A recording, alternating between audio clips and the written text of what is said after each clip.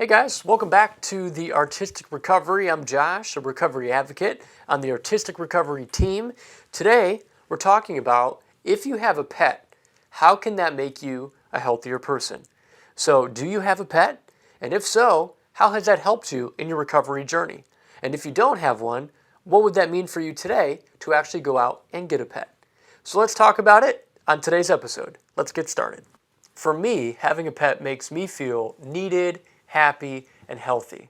Does this make you feel the same way? Whether you have a dog, cat, turtle, or fish, having a pet in recovery can make you feel good on the inside, but also physically good on the inside too. According to the CDC, having a pet actually decreases loneliness, anxiety, and stress.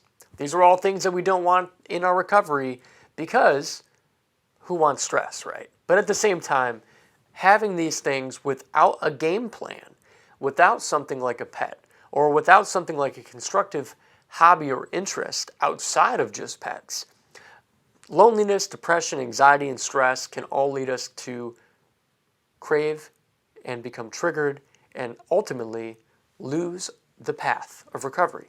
But that's not us. Today, we're going to talk about other ways that having a pet can keep you on the right course. Pets themselves are also a great companion.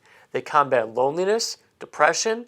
When those things go hand in hand, it can lead us to actually have relapses, which we don't want. So, by just inviting a pet into your life, the bonds of family are created by having this other person to take care of. So with ourselves rooted in this topic of having a pet, today we're going to talk about additional benefits that having a pet can do for you. In our recovery, there's something that we don't want called cortisol. Cortisol being a stress hormone that will increase our tendencies for self-destructive behavior. By having a pet, it actually is known to decrease cortisol levels, which would be a decrease in high blood pressure as well. Feeling content, relaxed, and happy is known as having a higher level of oxytocin levels in our brains. So by having a pet, it's known to boost your oxytocin levels. So another reason to feel content, happy, and relaxed maybe is by getting a pet. Socially speaking, having a pet actually increases our levels of oxytocin in our brains. This is a feel-good, I want to feel accepted and relaxed feeling, and our pets actually provide that for us by just being a pet. So another reason to actually have one is to increase your oxytocin levels. When you're going to go adopt your first pet though, don't tell them that you're there to increase your oxytocin levels because they may look at you in a kind of a weird way. Did you know that actually taking your dog or bird for a walk can actually increase your health benefits as well? 10 minutes of just going on a walk can decrease our stress, decrease our blood pressure, decrease our cortisol, and gives you another reason to go outside. In our brains, there's something called dopamine and serotonin. Both of these are responsible for making us feel calm and relaxed. By playing with a pet, you can actually increase both of these and enjoy your recovery journey just a little bit better.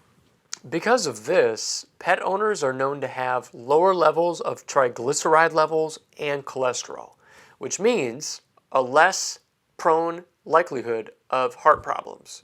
So, before we conclude today's video, let's take a look at one more reason why having a pet is so important in your recovery journey.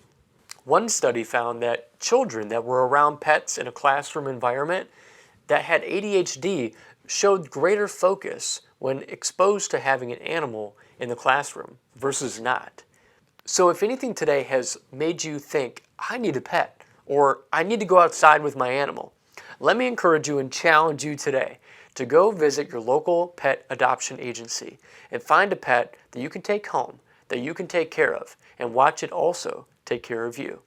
For more videos, podcasts, and blogs like today's, we're going to go ahead and suggest to you artisticrecovery.org, and we'll see you again next time.